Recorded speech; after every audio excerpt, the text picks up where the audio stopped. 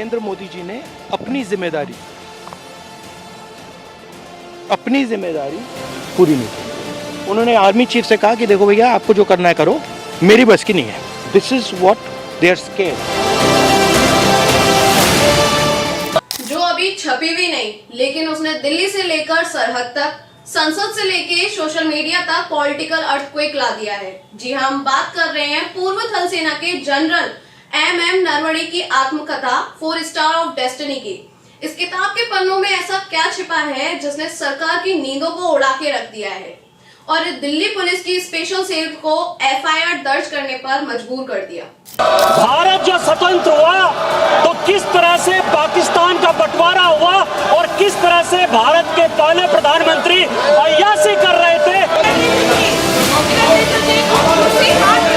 Here is a traitor walking right by. Take a look at the face. This is what it looks like. Hello, brother. जितनी देर मैं आपके साथ था तो ठीक था। अब अगर मैं बीजेपी में हूं तो आप मुझे इस शब्दों से संबोधन कर रहे हैं। नमस्कार, मैं हूं कीर्ति सिंह और आप देख रहे हैं प्लैनेट न्यूज इंडिया। 8 और 9 फरवरी की वो तारीख जब व्हाट्सएप और टेलीग्राम ग्रुप पर इस किताब की प्री प्रिंट कॉपी वायरल होने लगी। नियम कहते हैं कि किसी बड़े अफसर की किताब पब्लिश होने से पहले सेना की क्लियरेंस चाहिए होती है, लेकिन ये किताब तो क्लियरेंस से पहले ही जनता के बीच में पहुंच गई। क्या यह कोई टेक्निकल चूक है या किसी ने जानबूझकर इसे अंदर से लीक किया है? स्पेशल सेल अब इनसाइड जॉब के एंगल से जांच कर रही है। इस किताब में सिर्फ जनरल का सफर नहीं, इसमें वो राज है जो देश जानना चाहता है।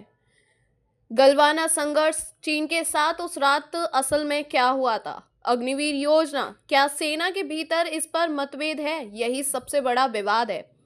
रणनीतिक फैसले, पाकिस्तान के साथ सीज फायर के पीछे की असली कहानी, यही वो पन्ने हैं जिन्हें विपक्ष को सरकार पर हमले करने का नया हथियार दे दिया है। संसद में इस लीक ने बारूद का काम किया। राहुल गांधी ने इन्हीं कथित अंशों का हवाला देकर सरकार को घेरा। नतीजा, भारी हंगामा और 8 सांसदों को सस्पेंड। जनरल नरवणे को खुद सामने आकर सफाई देनी पड़ी कि किताब अभी पब्लिश नहीं है, लेकिन तब तक तीर कमान से निकल चुका था। अब मामला सिर्फ एक किताब का नहीं रह गया। अब सवाल उठ रहे हैं, क्या ये राष्ट्रीय सुरक्षा में चूक है? क्या किताब के जरिए सीडीएस चयन प्रक्रिया पर सवाल उठाए जा रहे हैं, या फिर चुनाव से पहले ये एक सोची समझी पॉलिटिकल टाइमिंग है? जनरल नारावाने